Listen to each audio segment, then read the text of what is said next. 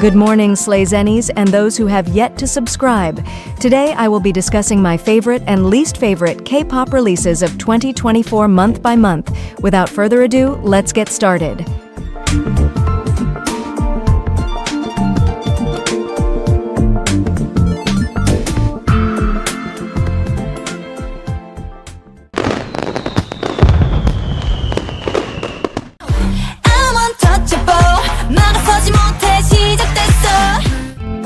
This may surprise some of y'all because it sure surprised me. While I do really love Untouchable, it's only the best of January due to a technicality. You see, the real best release of January is the work of a certain group who has been keeping my boyfriend out of work for a long while and he didn't even do anything. So until they bring him back, I'm afraid ITZY is gonna take this one. No offense to ITZY, love you girlies. Lady, call me super lady. I can't believe I'm calling G-Idol my least favorite, but if we're honest, the past few drops from them have been absolute stink bombs. They spent so much of their Slay reserves on the masterpiece that was Queen Card that they had none left over to save this conceptual gem of an album. Wife, Raleigh, and maybe Fate, if I squint a little bit, are the only musically interesting and engaging songs on the album. Super Lady is a disorganized hodgepodge of genres that takes way too many risks and doesn't even sound that good in the end, and everything else is either super slow and just repeats verses without going anywhere. Now I can give Super Lady its 10s for the hook sounding pretty good, and for Soyeon actually singing and showing how good she can sound when she's not doing her dollar store Taeyong cosplay, but there is still an abundance of drawbacks that stop me from hitting play on this release again anytime soon.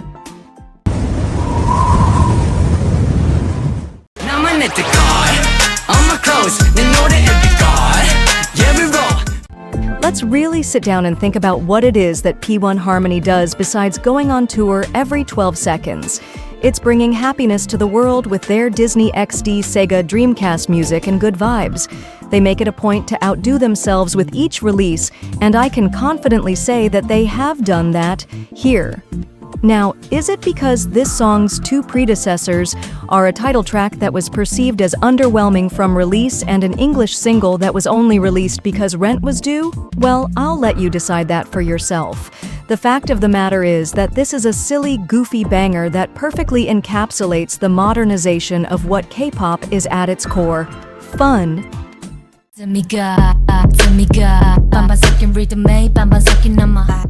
Musically, it was an uninspired, predictable pop piece that ITZY would have rejected in 2019. Does that mean it's absolutely terrible? No. There are many areas where it excels, like in organization and vocals, that make it a decent song.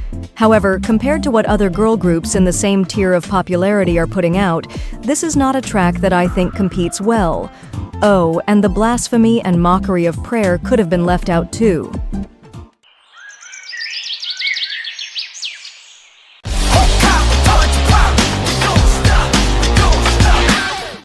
We Don't Stop is a very swaggy and outrageous pop rock song with hip-hop influence sprinkled in. It's an infectious, danceable track that beautifully carries the distinct vocals and rap verses in a way that makes you feel like a rugged skater boy.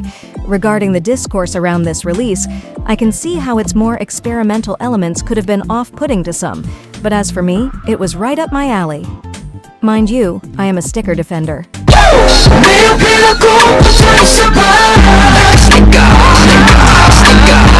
I wish you hell. I don't wish you well. I wish you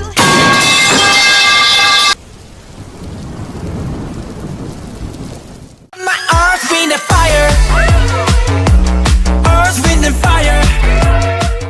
TXT was struggling, New Jeans was falling apart, Les Seraphim still couldn't sing. This was HYBE's last chance to make rent, and Boy Next Door made it happen. It's quirky K-pop done right in the modern era, pure innocent fun in the sun. I know you want it.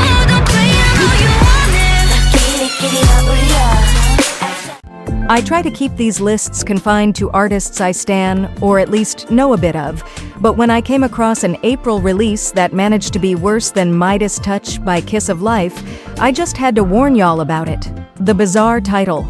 The instrumental's so loud you can't hear the vocals. The messy production that's outdated in a bad way for once.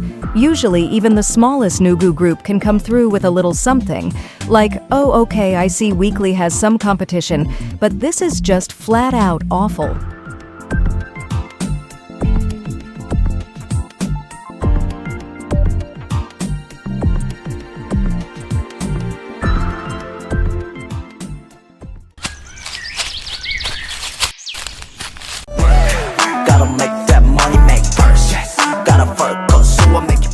Atiz really surprised me with this release.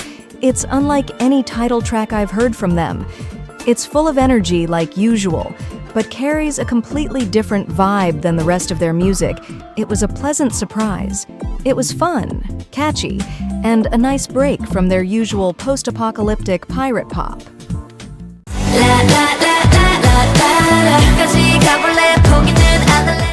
So, who's gonna tell them that the Luna train is gone and never to return again?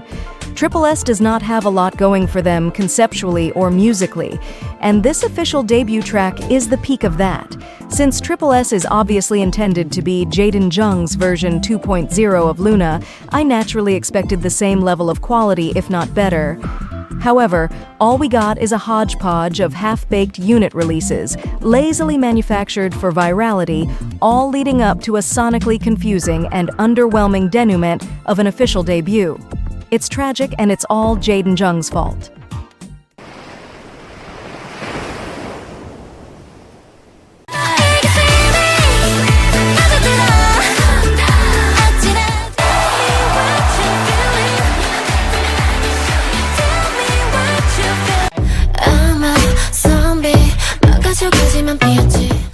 This song sounds like if Imagine Dragons ate a K-pop group, specifically Secret Number. If you time-traveled back to 2020 and told me Everglow would become the floppiest flops to ever flop, I would laugh in your face and then put my headphones back in and keep listening to BTS. Watching Everglow's fall from grace is genuinely upsetting to me, especially since their recent music has been so underwhelming compared to other groups of similar status that I just don't feel like keeping an eye out for them is worthwhile anymore. What happened to First, Dun Dun, Pirate, and La-Di-Da? What happened to the cool, fierce Everglow that made hits? I don't even know these girls anymore.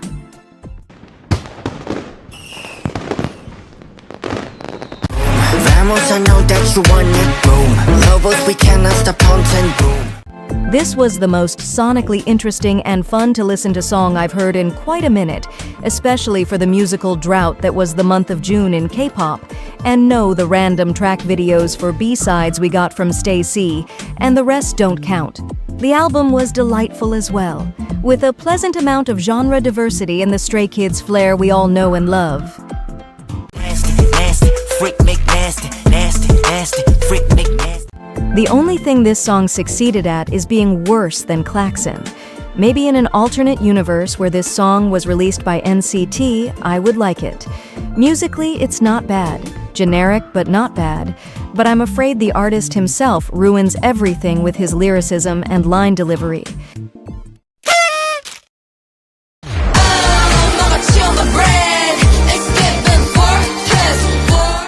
They ate that. That's all that needs to be said. Everything from the Snoop Dogg interpolation to the delivery of the lyrics was perfect.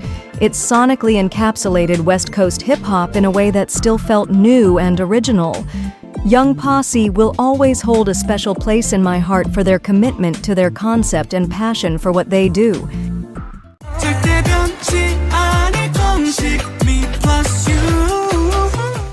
You will never be Plave, I'm so sorry. But keep at it and you might get a Fortnite dance soon.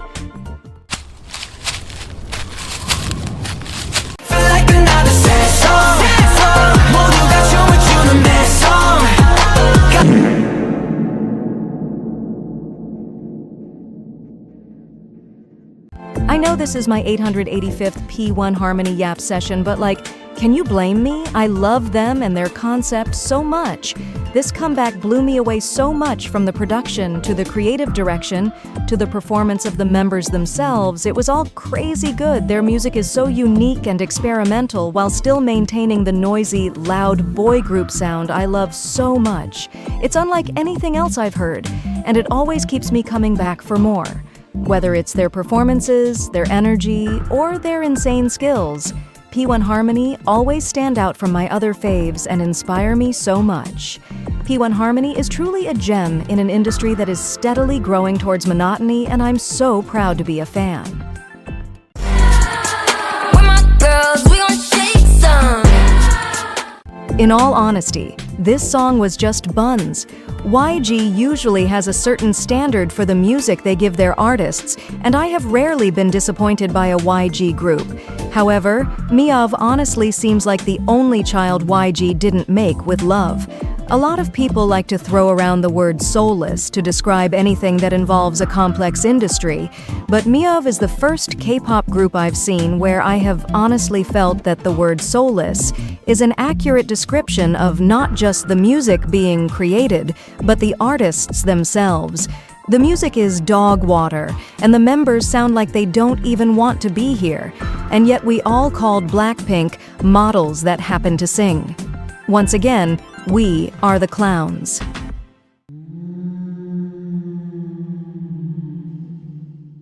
It's like gold.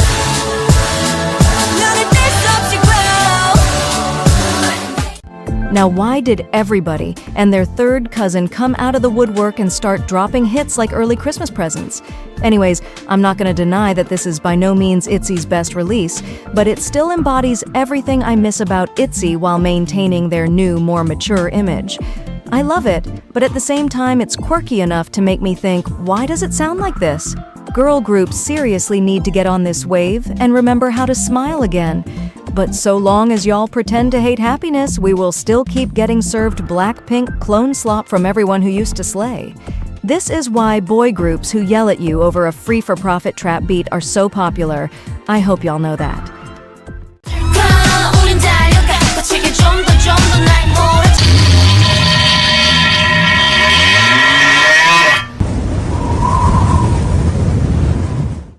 No exit 갈증에 난 본능에 원해 너만. Much like October, November was an incredible month for 2024 K-pop. It was bop after bop after bop.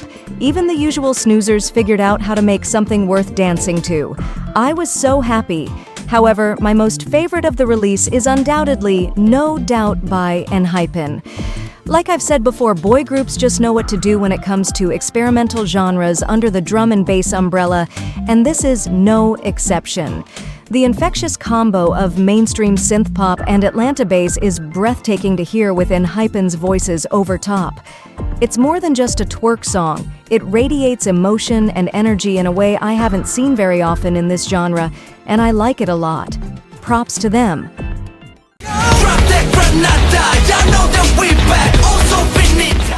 The chorus ruined everything. It could have been okay, decent even. But then y'all want to yell in my ear over a beat that sounds like an abnormal heartbeat? No thank you. I'm gonna continue to pretend that Savage is the only song you've ever made.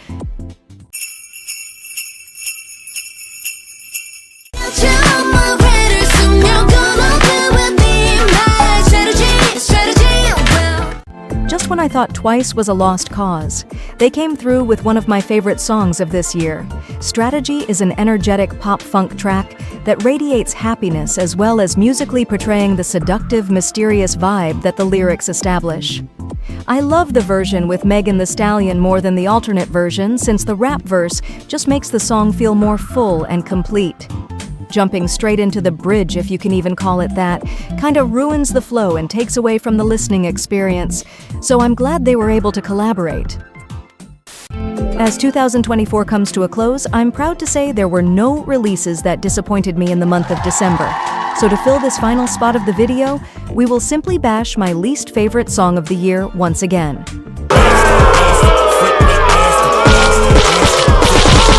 Well, that's all I have for today's video. The 2024 Slay Awards will go live in January. It will be legendary, I promise. See you guys in 2025.